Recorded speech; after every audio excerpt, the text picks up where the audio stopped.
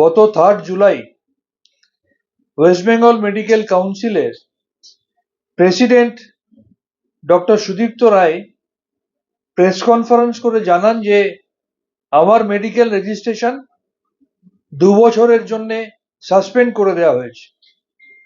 যদিও আজকের এই মুহূর্ত পর্যন্ত আমি কোনো অফিসিয়াল কমিউনিকেশন এখনো পাইনি। আমার লয়ার 4 তারিখ সন্ধ্যে 7:45 লক্ষ্য করেন যে ওয়েস্ট বেঙ্গল মেডিকেল কাউন্সিলের ওয়েবসাইটে আপলোড করা হয়েছে আমাকে 2 বছরের জন্য সাসপেন্ড করা হয়েছে।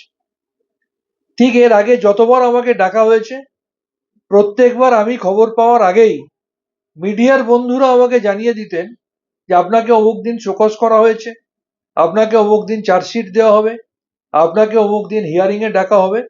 ঠিক একইভাবে মিডিয়াতে মাননীয় সভাপতি নিয়ম বহির্ভূতভাবে, এখতিয়ার বহির্ভূতভাবে, প্রথা বহির্ভূতভাবে, অনৈতিকভাবে শুধুমাত্র পরিকল্পনা মাফিক আমাকে সামাজিকভাবে সম্মানহানি করার জন্য ডিক্লেয়ার করে দিলেন, আমাকে 2 বছর সাসপেন্ড করেছেন। আনুষ্ঠানিকভাবে আমি জানতে পারলাম, তাও ওয়েবসাইটের মধ্যে দিয়ে। এখনো এই মুহূর্ত পর্যন্ত আমার কাছে কোনো কপি আসেনি।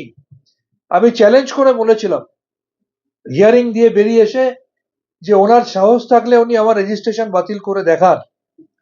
এবং যখন 4 তারিখে আমার লয়ার আমাকে জানান যে ওয়েবসাইটে আপলোড করেছে, আমি বলেছিলাম শুধু সময়ের অপেক্ষা। শুক্রবার সন্ধ্যে 7:45 আপলোডের খবর আমি পাই। শনি আর রবি ছুটি ছিল। তার ইমিডিয়েট নেক্সট ওয়ার্কিং ডে হচ্ছে আজকে সোমবার।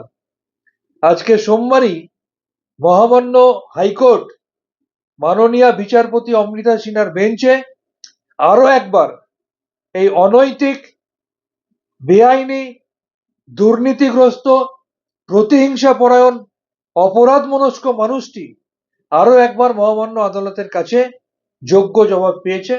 এবং আপনারা ইতিমধ্যেই হয়তো জেনেছেন যে ওয়েস্ট বেঙ্গল মেডিকেল কাউন্সিলের সেই অনৈতিক রায়কে টোটালি বাতিল করে দিয়েছেন, টোটালি সেট অ্যাসাইড করে দিয়েছেন।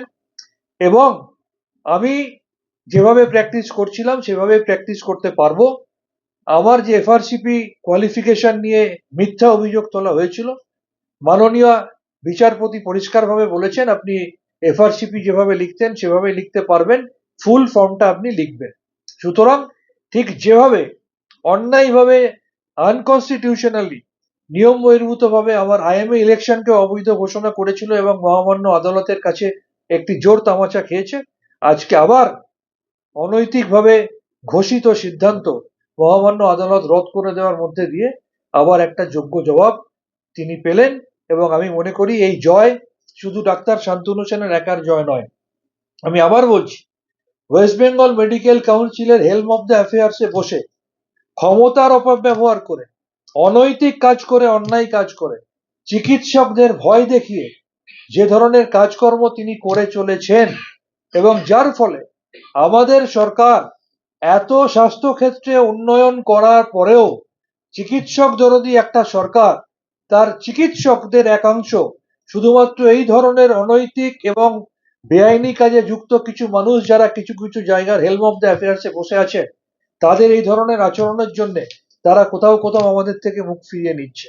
আমি মনে করি যাদের সাথে এই ধরনের অন্যায় হয়েছে মেডিকেল কাউন্সিলের ক্ষমতার অপব্যবহার করে, এই জয় শুধু আমার একার নৈতিক জয় না, এই জয় সেই সমস্ত চিকিৎসক সমাজের জয়, এবং এই জয় অন্যায়ের বিরুদ্ধে জয়।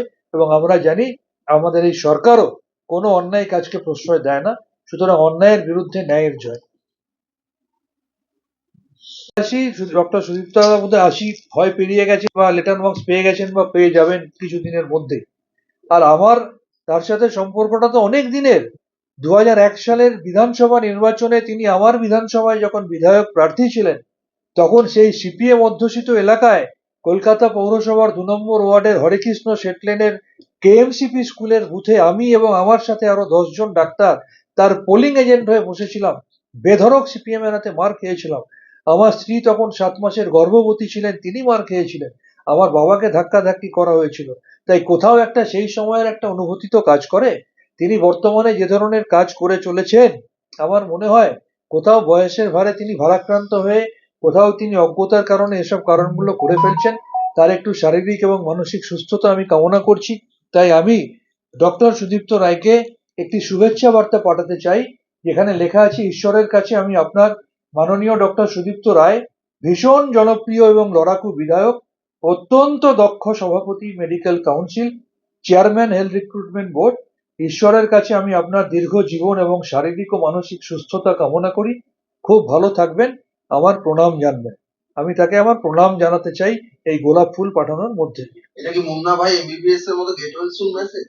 সেটা যে যেভাবে ইন্টারপ্রিট করবে সেটা তার ব্যাপার। আমি চাই যে তিনি আরো দীর্ঘজীবী হন, তার শারীরিক এবং মানসিক সুস্থতা আমি কামনা করি। তার কারণ, শারীরিক এবং মানসিকভাবে সুস্থ থাকলেই এই ধরনের নীতি বহির্ভূত, প্রথা বহির্ভূত, অসাংবিধানিক, অনৈতিক কাজগুলো হয়তো তিনি করা থেকে বিরত হবেন। তাই আমি তার শারীরিক এবং মানসিক সুস্থতা কামনা করছি। কাউন্সিল